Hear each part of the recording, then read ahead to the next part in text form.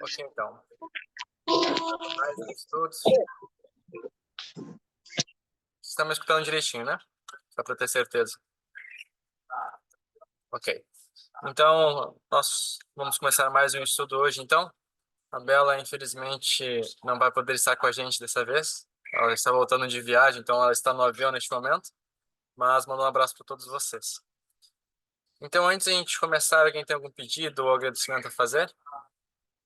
Pela semana ou alguma coisa que vai acontecer, né? Algum pedido, algum agradecimento? Caso não haja, nós podemos já ir direto para a oração.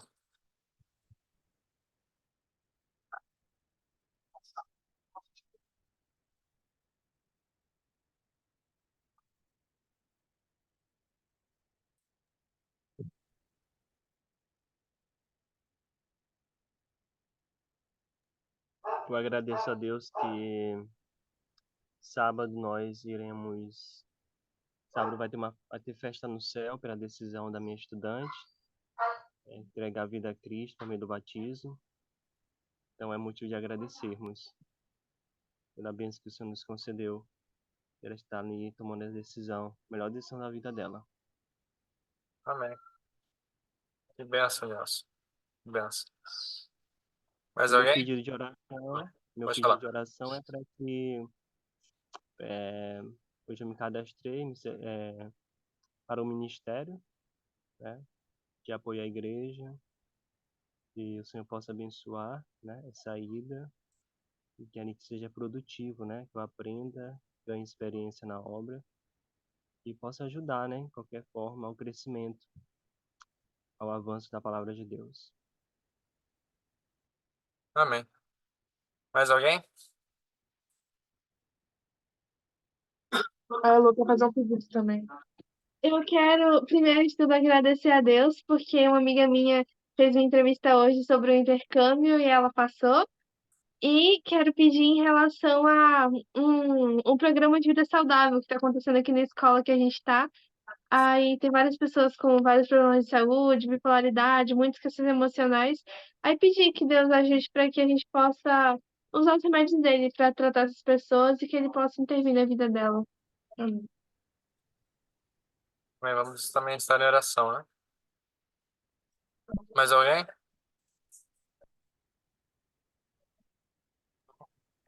Eu agradeço a Deus seu amor, misericórdia, direção no trabalho também. Peço por um novo coração, transformação do caráter e o auxílio também em algumas mudanças na organização da vida, que seja para a glória dele, colocando ele em primeiro e último lugar.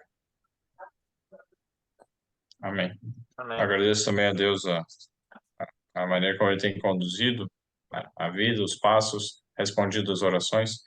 Eu peço oração especial pelas pessoas que temos estudado a Bíblia também, em especial o senhor Álvaro e a Marley, esses dois, e também outras pessoas que estão em grupos, fazem parte de grupos de estudo com várias pessoas. Agora não vou dizer o nome, que são vários, eu vou demorar para lembrar e falar cada um. Mas, em especial, também eu peço oração por um projeto que eu estou ajudando a atualizar alguns livretos, alguns panfletos de saúde, e eu preciso de ajuda de Deus para que o inimigo não quer que isso aconteça no layout. Toda vez que eu tento arrumar alguma coisa lá no Word, estraga outro lado e é uma confusão aquilo lá. E não tem explicação algumas coisas, mas eu, pelo menos, não peço a sabedoria como arrumar aquilo e fazer para a honra e glória de Deus. Esses são os pedidos. Amém. Vamos continuar em oração. Mais alguém? Senão a gente já pode começar, então, com a oração. Última oportunidade. Acho que, então, não havendo, vamos inclinar nossas frontes para falar com Deus, então? Vamos orar. Querido Pai Celestial, nosso grandioso e amável Deus, Senhor, muito, muito obrigado, Pai, por mais esse dia. Obrigado, Senhor, por suas bênçãos, obrigado pelo seu cuidado por nós a cada momento, Pai. Obrigado pela chance que o Senhor nos dá a cada dia de seguirmos ao Senhor. Pai, nos ajude a sermos transformados cada vez mais, Pai, e que o Santo Espírito possa habitar em nós. Nós possamos ser cheios dele e também nós possamos levar o seu amor às outras pessoas. Peço em especial pela Isadora que vai passar agora a mensagem para a gente. Que o Santo Espírito possa usá-la, Pai, grandemente. Isso que eu lhe peço e agradeço em nome de Jesus. Amém. Pessoal, antes da gente começar mesmo, quem puder ligar as câmeras, eu acho que fica melhor, né? Pra gente ficar mais pertinho. Então, os próximos momentos é contigo, Isadora. Que o Senhor te abençoe grandemente. Amém, Enzo. É, a Bela me chamou para fazer esse estudo, né, com vocês, e eu não vim sozinha. Vocês estão vendo aqui os meus companheiros, aqui é o meu irmão e minha irmã em Cristo, Heloíse, que também fazem parte do grupo, né? Muito bom estar aqui com vocês de novo. É um grupo muito querido por mim. E estudar um capítulo tão solene, uma mensagem tão. Acho que é até uma responsabilidade muito grande passar esse capítulo.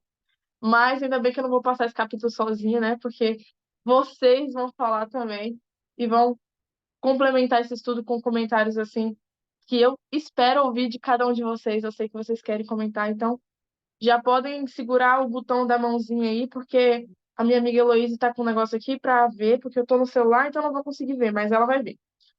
Então, para deixar claro, né? Eu acho que vocês já sabem. Se quiser comentar, levanta a mãozinha que a gente vai estender a oportunidade. Vamos começar, né? O capítulo 36, da história da redenção, com o título A Morte de Estevão. Esse capítulo está baseado no livro de Atos dos Apóstolos, né? Capítulo 6, a partir do verso 8, e o capítulo 7. Não sei se vocês chegaram a ler o capítulo na Bíblia, com certeza, espero que sim. É um capítulo que sempre me surpreendeu muito desde criança, pela profundidade do, do discurso de Estevão, pela profundidade das coisas que ele falava, e o quanto que ele conhecia Deus, e o quanto que ele conhecia a história, e o quanto que ele conseguia, com muita habilidade, explicar Jesus dentro das Escrituras e o ministério de Jesus. Eu acho isso maravilhoso. Então, para começar, o versículo 8 de Atos, capítulo 6, fala que Estevão era cheio de graça e poder, fazia prodígios e grandes sinais entre o povo. Ou seja, por ele ser cheio de graça e poder, que ele realizava sinais e prodígios. E eu fui pesquisar na Bíblia outro texto que falava sobre sinais e prodígios, e apareceu um texto lá de Salmo 139, versículo 9, que o contexto desse texto fala sobre os prodígios e sinais que Deus realizou no Egito para convencer Faraó de que ele era Deus, o único Deus. Então, isso me fez refletir bastante que esses sinais e prodígios provinham do Espírito e Estevão era cheio do Espírito. Então, assim como Jesus, ele também era cheio do Espírito Santo, né? Buscava ser cheio do Espírito Santo. E o homem era tão dotado do conhecimento da palavra que ninguém conseguiu acusar ele de nada. Tiveram que subornar as pessoas porque não tinham nenhuma acusação, nenhum motivo para acusá-lo. Então, vocês conseguem imaginar quão reto era esse homem? Quão íntegro era ele? Assim como Daniel, José e o próprio Jesus, ele era um homem, assim, fiel. Gente, só para confirmar, vocês estão me ouvindo bem, né? Vocês estão me ouvindo bem, né?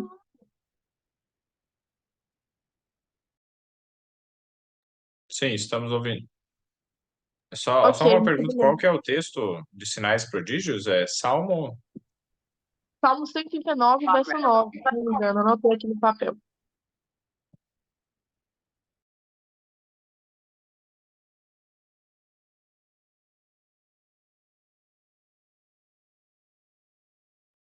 Então, continuando, aqui fala que ele defendia, no primeiro parágrafo ainda, defendia habilmente as verdades que advogava e confundia inteiramente seus oponentes. Ou seja, tudo que ele pregava, ele sabia defender. E usa a expressão aqui advogava. Você consegue imaginar um advogado, né? Para ele defender uma causa, ele tem que estudar minuciosamente todos os pontos. E não só os pontos que ele vai defender, mas também o contra, né? O, a, a palavra de acusação que pode vir do acusador. Então ele sabia como defender e como refutar também. É tanto que todas as pessoas que estavam ali, por mais eruditas que sejam, não conseguiam refutar nada do que saía da boca do Estevão. Vocês querem falar alguma coisa? Eu queria comentar, tá esperando um momento. Já que ela falou sobre a sabedoria de Estevão, no livro Atos dos Apóstolos, capítulo 10, primeiro mártir em Cristo, cita que Estevão ele era um homem de profundo conhecimento. Mesmo que ele era um judeu de nascimento, ele tinha conhecimento da língua grega e dos costumes dele. E foi isso que o fez participar de sinagoga dos judeus gregos.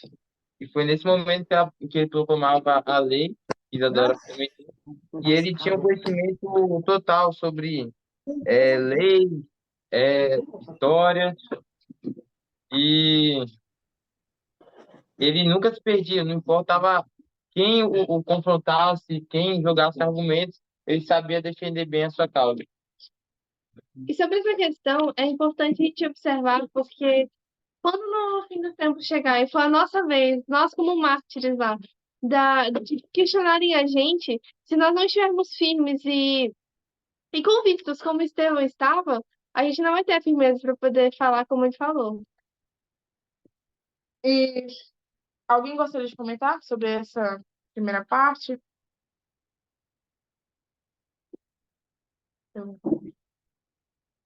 não havendo comentários, vou continuar, hein, gente. Uma parte no livro, ele cita que, por mais dos doutores de lei, dos rabinos, eles tentavam confrontar Estevão e eles não podiam resistir à sabedoria do Espírito que Estevão falava. Ou seja, não importava o que eles faziam, o conhecimento não vinha totalmente de Estevão, mas vinha por intermédio do Espírito Santo. Exatamente, né? Ele estava imbuído do poder do Espírito Santo naquele momento. E, continuando, eles, como foi dito, subornaram pessoas e levaram a julgamento. E nesse concílio que ele foi levado a julgamento, foi convocados os judeus mais eruditos, os homens mais sábios, mais inteligentes da época. Inclusive, um destes era quem? Nada mais, nada menos do que Saulo. E Saulo, ele também era um homem muito culto, muito entendido de muita coisa, da lei, de idiomas e de várias coisas. Ele sabia sobre muitas coisas. Inclusive, no capítulo, fala que Saulo ele se enxergava no Estevão, né? Ele olhava para o Estevão e via ele como oponente à altura, vamos dizer assim. E Saulo, ele teve uma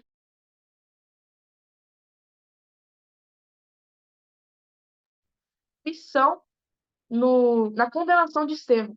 Infelizmente, ele foi um dos que convenceu a todos, né, aquele público, de que Estevão realmente deveria morrer, porque ele pregava heresias, estava pregando contra a lei, contra Moisés, e contra a favor de Jesus, que no caso era algo abominável para aqueles judeus. Então, Saulo, infelizmente, foi um destes, né? Uma coisa que eu achei interessante também, nesse capítulo, fala que eles viram no rosto de Estevão uma luz angelical. Viram no rosto de Estevão um rosto como anjo. Mas mesmo assim, eles deixaram que a incredulidade e o preconceito cegassem eles. Então, quantas vezes nós também não deixamos que a incredulidade ou o preconceito de ideias que já temos assim, preconcebidas não permite com que a gente aceite a luz que estamos recebendo ou não siga em frente com aquela luz. Porque Jesus era uma luz que deviam ter aceitado. É a luz do mundo, mas eles não aceitaram. Quem dirá Estevão, né? Que era um seguidor de Cristo. Pode falar. Tá, Isadora comentou Saulo, na seção de A Morte de Mártir, tem um trecho que comenta assim: o erudito Saulo foi um poderoso instrumento na mão de Satanás para levar adiante a sua rebelião contra o Filho de Deus. Entretanto, um mais poderoso que o Satanás escolhera Saulo para tomar o lugar do martirizado Estevão. Alguém quer comentar, gente, sobre essa parte? Vocês estão muito quietinhos hoje.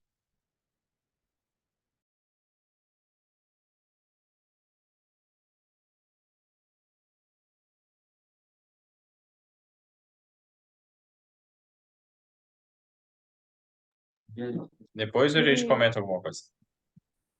tá bom, então. Uma coisa que também eu achei muito interessante nesse capítulo é a forma como o Estevão falou, né? Eu já falei isso, na verdade.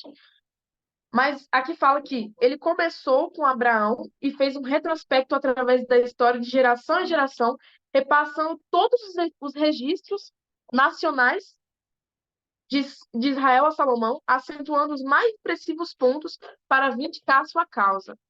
Gente, um advogado da mais alta classe perde para Estevão facilmente. Assim, ok. Ele sabia o que ele estava falando. Ele tinha pleno domínio do que ele estava falando. Então, voltando para a nossa realidade, como estamos como cristãos? Nós temos essa arma aqui em nossas mãos. Será que nós sabemos como manuseá-la? Será que nós sabemos defender Cristo, como eu estava falando com o pessoal aqui, alguns minutos atrás? Sabemos defender Jesus em toda a Escritura?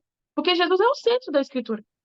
Será que conseguimos apontar Jesus de Gênesis a Apocalipse e mostrar o ministério dele tanto no passado quanto no presente, quanto tudo que ele faz por nós para que temos uma vida e uma vida em abundância no futuro? Porque Estevão sabia fazer isso. E no capítulo também fala que Estevão entendeu que o templo, né, que é o que os judeus se apegavam, as pedras, as tradições, as coisas, a vida com Cristo ia muito além disso, a vida com Deus ia muito além disso. E por isso que eu tenho certeza que Estevão vivia aquele versículo que fala: quer comais, quer bebais, façam tudo para a honra e glória de Deus. Estevão vivia em todos os lugares com a mente focada no céu, com a mente fixa em Jesus. E por isso ele enxergou, o capítulo fala que o véu foi rasgado nos olhos de Estevão e ele enxergou que o templo não se baseava somente naquilo. E aquele verso fala o seguinte. Ok. Mas o Altíssimo não habita em templos feitos por mãos humanas. O céu é o meu trono e a terra o estrado de meus pés. Uma vez eu fui pesquisar, há muito tempo atrás, quando eu li esse versículo, que é estrado. E era tipo um tapete. Então imagina, o céu é o trono de Deus e a terra o tapete.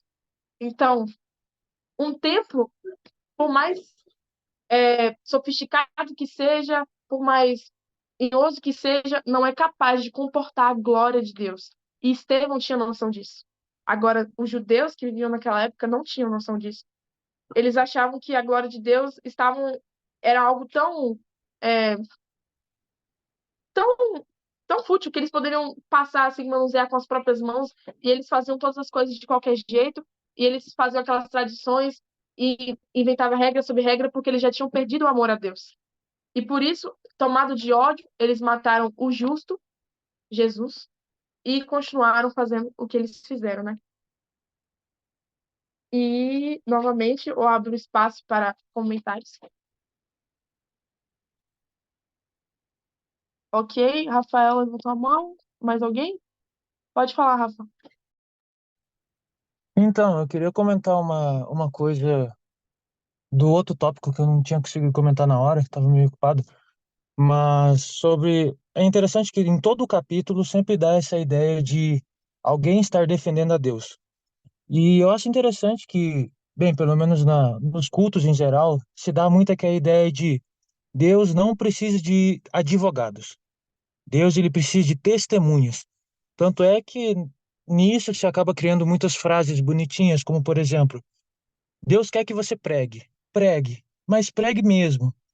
Se for preciso, use as palavras. Ou, por exemplo, outra frase que diz assim, que, que o nosso testemunho ele fala tão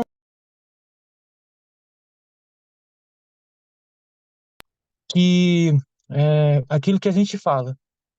Só que, tá, eu entendo isso. Nosso testemunho tem um papel fundamental na vida das pessoas, principalmente em lugares que não têm o livre acesso de pregar o evangelho, coisa do tipo.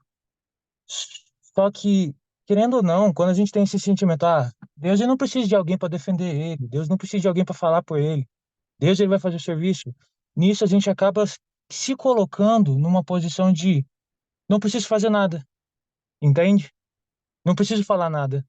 Então, muitas das vezes, quando era necessário palavras, palavras mesmo, não é ações, mas é palavras, conselhos, ideias, não foi dito. Então, eu acho incrível, mas maravilhoso mesmo, essa parte de Estevão, onde ele, com toda a perspicácia dele, é claro que o Espírito Santo deu a ele, né?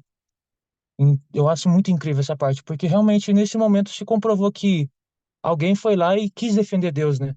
Me lembra até uma citação de Calvino, que fala assim, ele via as religiões por todo ao redor dele e ele falava que ele era um cachorro que vendo, tipo, todo mundo maltratando o dono dele, que no caso é Deus, o cachorro com instinto de segurança, de proteção, ia lá e atacava os outros para poder proteger o dono dele. Então, mais ou menos isso que eu pensei um pouco vendo essa parte de Estevão. O que eu vejo aqui é que Deus não precisa de advogado, ele precisa de embaixadores de Cristo que representem o seu caráter e mostrem que é possível viver de acordo com o que ele pede. Então, nós vemos ali nós vemos na Bíblia inúmeras pessoas, profetas, discípulos, os apóstolos, que representavam a Cristo, representavam o seu caráter, a sua divindade. Então, não estamos como nós também representamos a Cristo em nosso lar, na igreja, na sociedade, na escola, em todos os ambientes em que estamos, a partir do momento que nós vivemos isso no nosso dia a dia. E aí nós não precisamos defender a Deus, porque nós vivemos e isso é tão intenso que isso faz parte da nossa essência, que isso transborda. É impossível, assim como essas pessoas que são más, elas estão cheias do espírito maligno e transbordam na sua ira, na sua raiva, em tudo que é fruto da carne, o ódio que eles sentem pelo justo. Por que que eles sentem tanto ódio pelo justo? Porque o justo está fazendo o que é certo, está fazendo o que Deus pede. Ele ama um ao outro, ele ama Deus sobre todas as coisas. Então, isso transmite isso, na verdade, aponta o pecado deles, mostra o pecado deles. E aí eles ficam com mais raiva ainda. Já tentou falar com alguém que está irado? Quanto mais você fala bonzinho, ali tá bonzinho, tá calmo, tá tranquilo. Aquela pessoa fica com mais ira ainda da sua paciência por você estar calmo.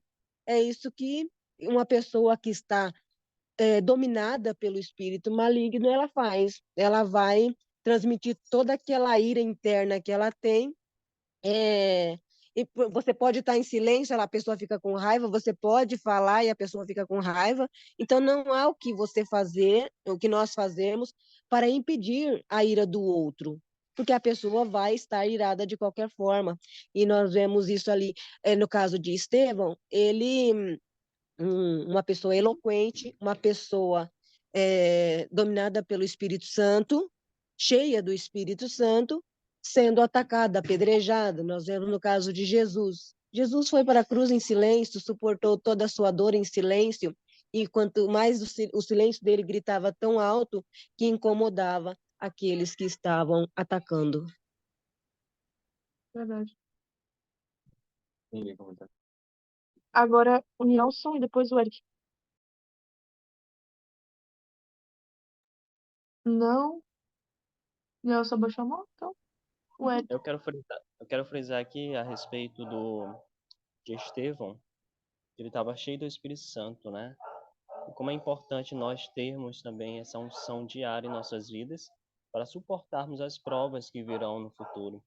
Nós sabemos que nós iremos passar por essa história, né? Essa história vai se repetir, na verdade. Nós vamos passar por experiências semelhantes, diz Ellen White. E é necessário nós termos esse batismo diário do Espírito Santo em nossas vidas, para que possamos, assim, suportar, porque somente Ele em nós iremos resistir a essas provas. Então, se hoje eu não estou suportando as provas da vida, as pequenas provas, como eu vou passar pelas maiores, né? E assim, é a falta do espírito, né? Muitas vezes, fracassos espirituais, fracasso diante das provas, é falta do Espírito Santo de Deus. Que é Ele que molda o nosso caráter, Ele que solidifica, né, um caráter firme em frente às provações, em frente às perseguições da vida. Então, será que eu estou cheio do Espírito Santo de Deus? Eu estou passando por essas provas da vida? Eu estou suportando, né? É bom nós fazermos essa análise para que possamos, assim, estarmos seguros naquilo que a gente crê, acreditamos, né? E aprender com esses homens que passaram pela morte, foram martirizados, foram apedrejados, mas eles não desistiram, né? Eles não retrocederam, porque estavam cheios do Santo Espírito. Amém, Deus. Possamos ser assim, né? Cheio do Espírito Santo. Eric, tenho vontade de comentar. É interessante, eu sou o Kevin, o irmão do Eric. O, a respeito do que tinha sido falado, né? Por que Deus ele não fala por si mesmo, mas espera que seres humanos falem? É a mesma coisa, quando perguntam para você qual que é o teu caráter, você é uma pessoa boa, se você começa a tentar falar, isso daí é egoísmo, né? Então você vai se achar, é orgulho, mas se outras pessoas falam, daí é diferente. Quando você vai ver, Satanás acusa Deus de ser mentiroso. Satanás acusa Deus de ser um mau caráter, um egoísta. Então, assim, se Deus começasse a falar que ele é bom e tudo mais, não responde à pergunta em si, a dúvida que é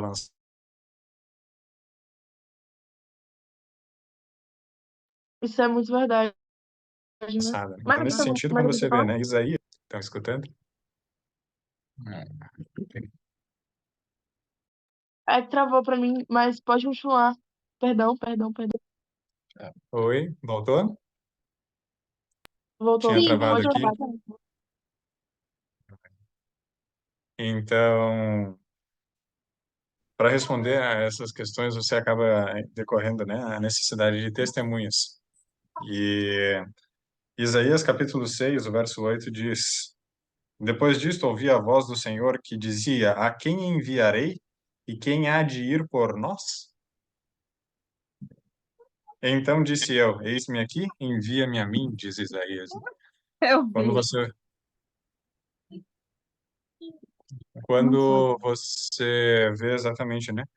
Deus ele precisa de testemunhas. Num júri, quando você está sendo julgado, a tua palavra em si não é suficiente para te dizer se você está sendo justificado ou não, né? Você precisa de testemunhas que vão dizer, ó, aconteceu isso e isso. E pelas testemunhas, então. E quando você vai ver, né? Deus, ele se coloca como réu. Ele sendo o juiz, ele se coloca como réu. Tem um texto de Romanos. Romanos faz uma leitura de Salmo 51. Paulo fazendo a aplicação, então. Logo, logo aparece Paulo também aí no livro, né? Mas Romanos capítulo 2, se não me engano. O meu irmão está achando o texto, mas quando Deus se coloca por réu, julgue o caráter de Deus, veja quem que ele é.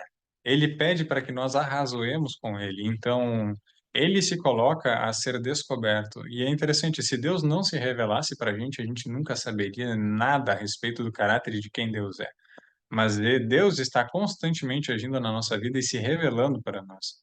Só que Deus ele não pode aparecer tal qual ele é, porque o poder, a glória dele consumiria. O pecado não pode subsistir perante ele. E novamente isso faz com que sejam necessários testemunhas, né? Então, nesse nesse aspecto que entra, né? Cada um desses da necessidade que ele tem de testemunhas, de pessoas que vão por ele, né? E o texto é Romanos capítulo 3, o verso 4, e no finalzinho do texto está dizendo, né? Para que sejas justificado em tuas palavras e venças quando fores julgado. E isso em relação a Deus, né? Então, aqui está colocando o milênio em si vai ser um juízo a respeito, por que tal pessoa está aqui, por que não? É um juízo do caráter de Deus na sua ação frente à história da Terra. Então, todas as acusações de Satanás até o momento têm se demonstrado errôneas. Faltam poucas para serem jogadas por terra. Uma delas é que é impossível guardar a lei. Então, quando Cristo vier, terá um povo que estará guardando a lei e que não pelo seu próprio poder, mas por Cristo. Travou. Amém, Kevin. Lower hand e... Quem tá falando agora?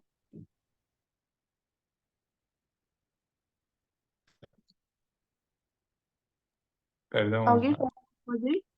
Perdão? a internet aqui está meio ruim. Mas então só aqui interessante que no Salmo 51, o verso que fala que Paulo cita é o verso 4, Salmo 51, verso 4. E aí é que sejas justificado quando falares e puro quando julgares. A maioria das traduções coloca algo ativo, Deus julgando. Mas quando Paulo ele interpreta, e ele sendo judeu sabia muito bem o hebraico, ele interpreta assim, quando fores julgado, algo passivo. E aí quando nós vamos, especialmente tem uma Bíblia, que eu não lembro exatamente qual que é, mas ela deixa neutro, assim, ó. Quando falares e puro no julgamento, algo assim. E sejas puro no julgamento. Nesse julgamento, aí Paulo interpreta que ele está sofrendo esse julgamento. Deus está se deixando-se ser julgado. Então, Deus se coloca como um réu para ser julgado. Aí seria isso. Interessante, né? Recording in progress. Não, tá entrando aqui. É, né? Fazer barulho. Enfim, é muito interessante a posição que Deus se coloca, né? Por amor a nós. Ele não precisaria disso, mas o caráter dele é tão bom que ele permite que a realidade da vida, as situações e as evidências provem que o caráter dele é bom, puro, perfeito. Continuando, gente, depois desse versículo que eu citei aqui, né, de Isaías, aqui fala o seguinte: quando Estevão atingiu esse ponto, no subtítulo A Defesa de Estevão, lá no terceiro parágrafo, quando Estevão atingiu esse ponto, que ponto? O ponto que ele explicou sobre essa questão da geração, de geração, foi repassando a história e tudo mais, houve um tumulto entre o povo. O prisioneiro leu sua sorte nos rostos diante dele. Então ele percebeu, naquele momento, pela feição das pessoas, que aquele ali ia ser o último testemunho dele, ia ser a última oportunidade dele falar alguma coisa. Mas ele não ficou desesperado nem angustiado com isso. No outro parágrafo fala o seguinte: quando ele estabeleceu a conexão entre Cristo e as profecias e falou como fizera a respeito do templo, o sacerdote, pretendendo demonstrar assim, horror, desespero, rasgou suas vestes. E esse ato foi um sinal para Estevão de que ele realmente ia ter a sua voz silenciada, ou seja, que ele iria morrer. E ele cita ele fala o seguinte, versículo 51 do capítulo 7 de Atos: homens de dura cerviz, incircuncisos de coração e de ouvidos, vós sempre resistis ao Espírito Santo, assim como fizeram vossos pais, também vós o fazeis. Acho muito interessante isso, porque os judeus eles levavam muito a sério essa questão do circunciso ou incircunciso, né? Era abominável se você não fosse circuncidado. Mas ele fala que os judeus eles são incircuncisos de coração e de ouvidos. Eu achei isso muito interessante. E no final fala que os pais, né, os pais deles, os antepassados deles, mataram os profetas, mataram aqueles que anunciaram a vinda do justo, no caso de Jesus. Versículo 53: vós que recebestes a lei por ministério de anjos e não aguardaste. O ponto que eu queria comentar um pouco antes, voltando um pouco na história, mas primeiro eu vou comentar sobre isso. E eu, pelo menos, inicialmente, quando eu vi essas histórias e em relação a pessoas sendo julgadas, tipo, como Jesus foi, por exemplo, e sendo julgadas de forma injusta, eu ficava muito indignada, eu diria, tipo, meu pai até é advogado, então, tipo, quando ele ficava falando, papai, isso é injusto, como? A gente tá vendo aqui as provas, a gente vê que Jesus não tinha culpa, no caso de Estevão, a mesma coisa, tipo, eles, até os próprios líderes, eles viam que Estevão não estava errado, mas por conta, um pouquinho mais na frente do capítulo, fala em relação ao suborno que teve, que eles deram altas quantias de dinheiro para que pessoas pudessem testemunhar contra Estevão, porque o Estevão estava certinho, ele não tinha feito nada. Então, trazendo isso para nós, isso vai acontecer da mesma forma. Quando chegarmos no final, no fim dos tempos, e nós somos colocados lá e não encontrarem nada e inventarem coisas contra nós, é, aqui no início fala em relação a quando foram julgar Estevão, que os estudiosos, os grandes rabinos, estavam confiantes numa discussão pública que poderiam obter uma completa vitória sobre Estevão por sua suposta ignorância. Ele, porém, não somente falava com o poder do Espírito Santo, mas ficava claro a toda a vasta assembleia que era também um estudioso das profecias e versado em todos os assuntos da lei. Defendia habilmente as verdades que advogava e confundia inteiramente seus oponentes, sacerdotes e príncipes que testemunhavam a maravilhosa demonstração de poder que acompanhava a ministração de Estevão, encheram-se de ódio atroz. Então, eu gostaria de trazer isso como exemplo para a gente, que nós possamos ter essa base que Estevão tinha, porque se ele não fosse firmado e não tivesse o tanto de firmeza, que aqui mesmo fala em relação ao que ele sabia, tudo sobre a questão da economia judaica, sobre as teses bíblicas, essas questões, que possamos ter essa firmeza e todo esse conhecimento como Estevão tinha. É, continuando do versículo que eu li lá de Atos, aí já vem para o subtítulo A Morte de Estevão, né, propriamente dita. E nesse ponto, eles já estavam, assim, enfurecidos, tomados por um ódio, uma cólera, algo, assim, que eu não vejo de outra forma como demoníaca. Assim como quando eles mataram Jesus, né? Eles estavam, assim, cheios de muito ódio mesmo. E esse sentimento maligno fez com que eles matassem Estevão. E Estevão, aqui fala que Estevão já esperava por isso. Ele não se intimidou, mas do contrário, ele estava calmo e resplandecia uma luz angelical. E na Bíblia também fala que Estevão, cheio do Espírito Santo, fitou os olhos do céu e viu a glória de Deus. E Jesus, que estava à sua direita, e disse: Eis que vejo os céus abertos e o Filho do Homem em pé à destra de Deus. Então, neste momento, ele fala o que ele viu, que ele estava vendo o trono de Deus e Jesus em pé à direita de Deus. E a Bíblia fala que eles, porém, clamando em alta voz, taparam os ouvidos. Então, vamos trazer para um lado assim espiritual da coisa. Quantas pessoas, como a irmã citou ali, quando elas veem um justo vivendo, né, elas ficam enfurecidas, muitas vezes aparentemente não, sem motivo algum, apenas a pessoa só está fazendo o que é certo, aí a pessoa já fica enfurecida, já fica com ódio, já começa a disseminar outras coisas para afastar as pessoas daquela pessoa específica. Eu, com poucas mudanças, não fiz quase mudança nenhuma na minha vida e já perdi um monte de amigos. Imagina Estevão, que estava vivendo nesse nível aqui, entendeu? Afrontando todos os judeus, dos mais cultos e letrados, e sacerdotes e príncipes. Então, imagina, agora ele estava sendo odiado mesmo.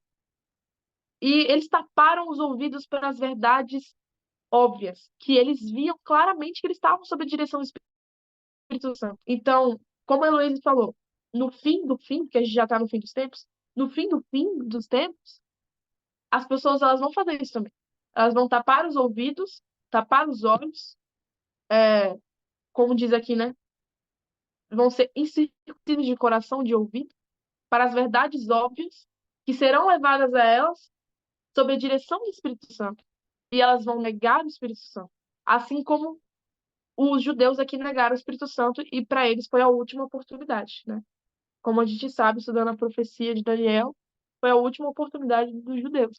E Jesus, ali em pé, a destra de Deus, é, foi ali o final mesmo, a última oportunidade para eles se arrependerem. E a morte de Estevão foi o cerne disso. Oi, E quando. Isadora. Oi, Isadora, pode comentar, viu? eu ouvindo aqui você falar, eu pensei numa coisa, né? Nós vamos fazendo as reformas, nós vamos fazendo a reforma de saúde. Aí nós vamos perdendo aqueles amigos do salgadinho, da pizza, né? Então já não são mais esses amigos. Agora a gente já vai ter os amigos das verduras. Eu falo que aqui nós temos uma porquinha da Índia, nós temos o cachorro que come manga, nós temos o porquinho da Índia que come repolho, come verdura com a gente, né? Aí depois nós fazemos a reforma do vestuário. Então, aquelas roupas que nós vestimos já não agrada. Não sei se você passou por isso, mas eu passo por isso na igreja. Às vezes a pessoa dá uma olhadinha e fala: Ah, eu não me sinto bem vestindo essa roupa que você usa. Não sei se vocês já ouviram isso. Eu já ouvi algumas vezes. O simples fato de usar uma saia um pouquinho mais comprida, o cabelo tá um pouquinho mais comprido, tá arrumado, mas tá um pouquinho mais comprido. E o outro ficar incomodado com a sua veste, com o que você come. Então, nós vamos perdendo os amigos que apreciavam isso, só que, por outro lado, nós vamos ganhando novos amigos. E aqueles amigos mais próximos dos nossos objetivos, dos nossos propósitos, da nossa missão, né? Então, hoje eu vivo isso e eu acho até mais prazeroso do que eu vivia antes, porque hoje eu tenho amigos verdadeiros, sinceros, que estão com o mesmo alvo do que eu, e para mim e para minha família. Então, eu não troco isso que eu vivo hoje pelo que eu vivia antes, essa paz de espírito que eu tenho hoje. E aí, voltando um pouquinho na fala anterior, a respeito da perseguição, nós só não estamos passando pelo que Estevão passou e que muitos outros passaram, porque nós não estamos nos expondo. Nós estamos reservados, nós estamos evitando tamanha exposição. Porque, quer um exemplo? Não precisa ir muito longe. Tenta pregar a verdade presente na igreja. O que acontece? Hein? Entendeu? Então, nós vemos isso. Vai pregar sobre alguns assuntos, a justificação pela fé, o batismo do Espírito Santo, ver se esses assuntos são permitidos ser pregados. Então, se a gente estiver realmente pregando, nós também vamos sofrer essa perseguição. Mas no meu caso, por exemplo, eu prego. Eu aprendi a pregar de uma forma em que eu falo a verdade sem omiti-la, mas eu aprendi a falar para quem está acessível e não para quem não quer ouvir a palavra. É exatamente isso, irmã. É, E nessa cena, gente, olha que cena. Não, a cena da morte do Estevão é algo que merece a nossa atenção, tá? A semelhança de Jesus, ele falou: Senhor Jesus, recebe o meu espírito. Assim como Jesus falou: Pai, a ti entrego o meu espírito. A semelhança de Cristo, ajoelhando-se, ele orou pelos seus inimigos, vamos dizer assim, né? Por aqueles que estavam matando ele naquele momento. Senhor, não lhes imputes este pecado. Com essas palavras, adormeceu. Então, ele tinha o mesmo espírito de Jesus. A gente consegue perceber que o Estevão estava ligado na videira mesmo. Porque até as palavras eram iguais. Não tem como eu estar ligado numa fonte de água doce e, enfim, emanar água salgada, ou eu estar ligado numa figueira e dar frutos de uva, entendeu? Uma figueira e uva, são frutos diferentes. Então, a gente percebe o quanto a gente está perto de Cristo, olhando os nossos atos, o quanto eles são parecidos com Jesus.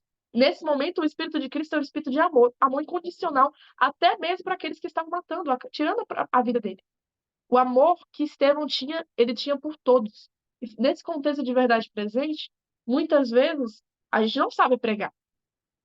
E às vezes, nesses momentos que a gente não sabe pregar, é melhor que a gente não pregue.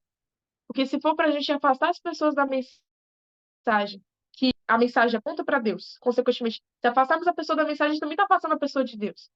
Não sabemos explicar sobre as reformas de uma forma que mostre o amor de Deus através das reformas, se nós não soubermos falar da justificação pela fé, conversão, mostrando o amor de Deus no juízo, então é melhor que a gente não fale. É melhor que a gente entenda mesmo para assim falar. Porque nesse momento, nós percebemos como se fosse um discurso inteiro do quão grande o amor Estevão tinha. O amor que provinha de Deus, porque esse amor não provém de nós, um amor puro. Então é um sermão para nós, um- uma repreensão para nós, porque nós devemos estar fundados, como diz lá em Efésios, fundados neste amor. E a Amanda levantou a mão. Essa parte final da história de Estevão impactou muito quando eu estava lendo. Nunca tinha parado para ver essa história de Estevão por este lado, especialmente a parte que fala de Saulo. Não tinha visto que ele tinha tomado uma parte tão ativa, tanto no julgamento e também no apedrejamento de Estevão. E a comparação, né, que a gente pode fazer de Estevão com Jesus, e mostrando que Estevão, sem querer, ele foi um exemplo para os primeiros de mártir para os outros que viriam em seguida. Eles tinham como exemplo agora como foi Estevão, como Estevão se comportou. E eu fico imaginando que a igreja deve ter sofrido muito, porque ninguém estava esperando algo tão grande, uma rejeição assim tamanha, justamente de alguém que era super fiel. Mas é o que aconteceu naquela época vai acontecer hoje. Talvez os maiores líderes que a gente tem hoje, a gente pode perdê-los. A gente não sabe quando ou nem como, mas tem que estar preparado para que mesmo o mais pequeno leigo seja possível para pregar o evangelho. Que talvez os pastores não poderão mais estar à frente, como já aconteceu em outras épocas. Só os leigos que têm essa maior liberdade, entre aspas, de agir sem tem um título antes do nome, né? O nosso único título é que somos seguidores de Cristo. E esse título é que nós temos que levar avante. Assim como Estevão levou, nós devemos levar avante. Mesmo que tenha destinos cruéis no final. Ellen White fala, né, que a cota dos mártires ainda não se encerrou. E a gente estava num congresso de famílias e um dos palestrantes falou assim, eu sei que minhas filhas poderão passar por momentos difíceis, mas se no céu chegar e souber que elas foram mártires, eu vou ter um orgulho santo, assim pra dizer, né? Ele estava querendo dizer que se nós chegarmos a ser mártires, nós seremos aqueles que vão ao cordeiro onde quer, que seguem o cordeiro aonde quer que ele vá, né? Tem os que não vão ser mártires, tem os que não vão passar pela morte, igual Elias, mas tem os que vão.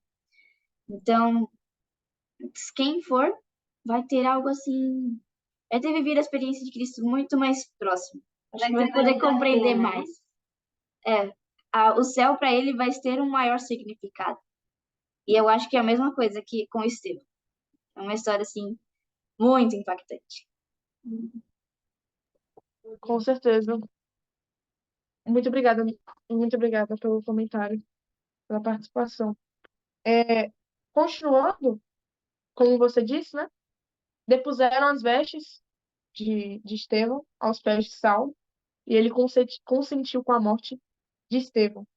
Aqui também fala que o sinal de Deus em seu rosto permanecia na memória daqueles que o observavam e testificavam a verdade que ele estava proclamando. Ou seja, depois que ele morreu, aquelas cenas, aquele discurso, aquelas palavras nunca saíram da mente daqueles que estavam ali. Claro que, como eu falei, eles negaram, né, o Espírito de Deus, negaram a clara expressão de Deus ali através de Estevão, a mensagem que Estevão estava passando, mas mesmo assim, aquilo ali não saiu da memória deles. Inclusive da memória de Saulo, que como meu irmão leu no início, do último parágrafo, fala que Saulo foi um poderoso instrumento nas mãos de Satanás, porque porque ele continuou perseguindo as pessoas depois de Estevão, continuou perseguindo membros prendendo em suas casas, entregando sacerdotes e príncipes, e as autoridades romanas ainda compactuavam com isso, então ficava como se fosse uma coisa conjugada, né, entre as autoridades romanas e os judeus. Era quase que uma sociedade do mal para poder matar gente e perseguir.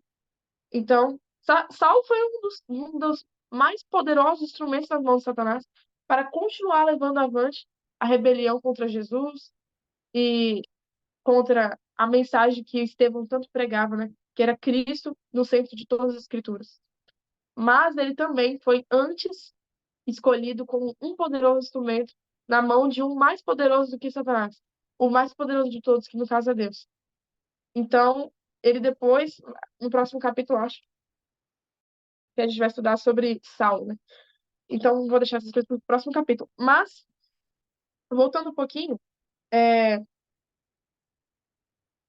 Saulo também percebeu em Estevão que ele era um homem muito honrado por Deus e desonrado pelos homens. Então, dentro dele, ele tinha uma convicção íntima de que Estevão era homem de Deus. E ele ficou até com raiva dele mesmo, porque ele tinha essa convicção. Mas, mesmo assim, ele seguiu avante com, com, com a morte de Estevão, né? E com tudo aquilo que ele falou contra Estevão. Isso me faz refletir muito, porque Saulo ele tinha muito conhecimento. Por que ele não aceitou Jesus antes? O que impediu ele de aceitar Jesus? A incredulidade, o orgulho, a soberba? A gente pode pontuar várias coisas.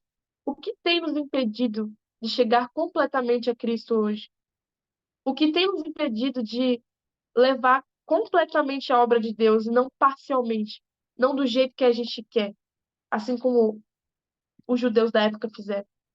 Porque é muito fácil a gente pegar aqui, ler a história de Estevão, uma história linda, ler os pecados de Saulo e apontar o dedo para os fariseus e para os judeus da época.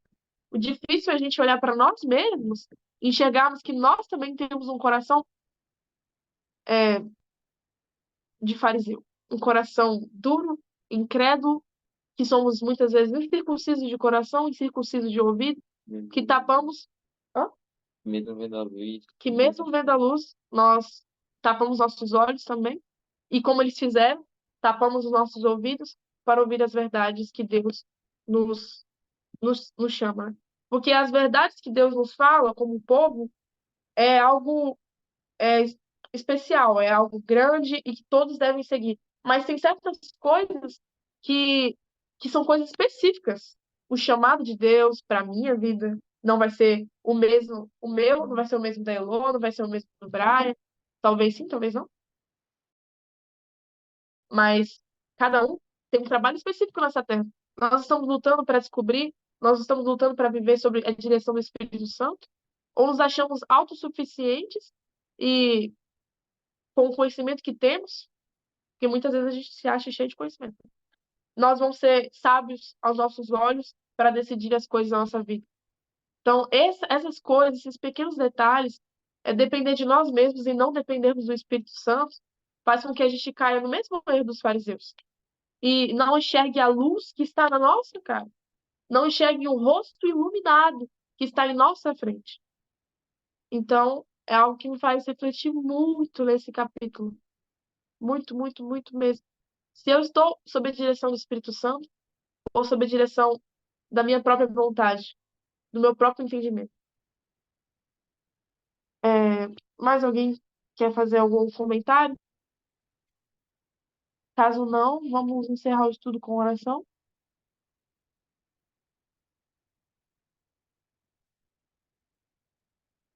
Então, gente, desde já eu agradeço pela oportunidade de estar aqui com vocês. É muito, muito bom, né, estudarmos esse livro. Um livro que vale muito a pena ser estudado. E, como eu disse, aplicável em nossas vidas, né? Porque não adianta estudar, ter conhecimento e não olharmos para nós mesmos, examinarmos a nossa própria vida. Enzo, você faz oração? Eu faço oração? Pode fazer a oração final, Isadora. Não? Tá bom. Então, do jeito que estamos, vamos curvar nossos frontes. Vamos com isso. Querido Deus, amado Pai, muito obrigado, Senhor. E mais uma vez tivemos a oportunidade de abrir a tua santa palavra, também abrir os escritos inspirados, e assim compreendermos um pouquinho mais da história desse grande homem que foi o servo teu, Senhor. E o que mais nos impressiona nessa história é que ele foi usado por ti, que ele estava sob a direção do Espírito Santo, que é emergência, a urgência, a necessidade maior que temos é estarmos cheios do Espírito Santo, estarmos cheios do teu Espírito, Senhor. Um espírito de amor, de mansidão, de tranquilidade, um espírito que é abnegado, que luta pelos outros, luta pela salvação dos outros, e não segura em suas próprias mãos o conhecimento, mas aplica e transborda esse conhecimento para a salvação de outros. Por favor, Senhor, tenha misericórdia de nós, a despeito de nossas falhas, nossos pecados, nos ajude a perseguir em teus caminhos, prosseguir em teus caminhos, ser firmes em todas as coisas que sabemos que devemos fazer e avançarmos, Senhor. Avançarmos para cima e para o alto. Temos nossos olhos fixos em Jesus, para que nós não vacilemos em momento algum, segurando em tua mão, Senhor. Porque sozinhos somos fracos, vacilantes, sem fé, mas contigo temos a força, a tua força. Então, juntando a nossa força fraca com a tua, temos uma força onipotente para vencer qualquer mal, qualquer cilada do inimigo, seja exterior ou seja aquelas que assaltam a nossa própria carne. Por favor, Senhor, abençoe esse grupo, todos esses jovens que estão se dedicando, estudando e se aprofundando em tua palavra. Por favor, Senhor, que a fé deles, que a nossa fé não desmoreça, que prossigamos, Senhor, na fé, avançando no conhecimento e na graça do nosso Senhor Jesus Cristo. É o que te pedimos e já te agradecemos, confiando no nome de Jesus. Amém. Tchau, gente. Amém. Obrigado, Isadora, pelo estudo. Foi uma grande bênção. Obrigado, pessoal, todos vocês que participaram, que estiveram aqui com a gente. E para a gente finalizar mesmo, alguém poderia tirar a fotinho para a gente finalizar? Acho que eu não vou conseguir tirar por aqui hoje. Alguém poderia tirar? Não sei quem estaria no computador. Podemos tirar aqui. Segura. Ok, pode tirar para a gente então. Livros. Deixa eu só. Liguem as câmeras. Isso, vamos lá. Deixa eu. Não, tá bom assim. Vamos. Todos. Tem alguém mais vai ligar a câmera? Então, vamos lá. 3, 2, 1. Deixa eu ver aqui. Acho que deu. Deixa eu só conferir. Tem que revelar a foto. Tem que revelar. Eu já vou abrir lá o grupo. Ela fechou. Isso, daí eu já Já pode mandar. consigo colocar. Deu certo a foto? Só tá. Vou tentar colocar agora. Vamos ver. Ok. Zoom estudos.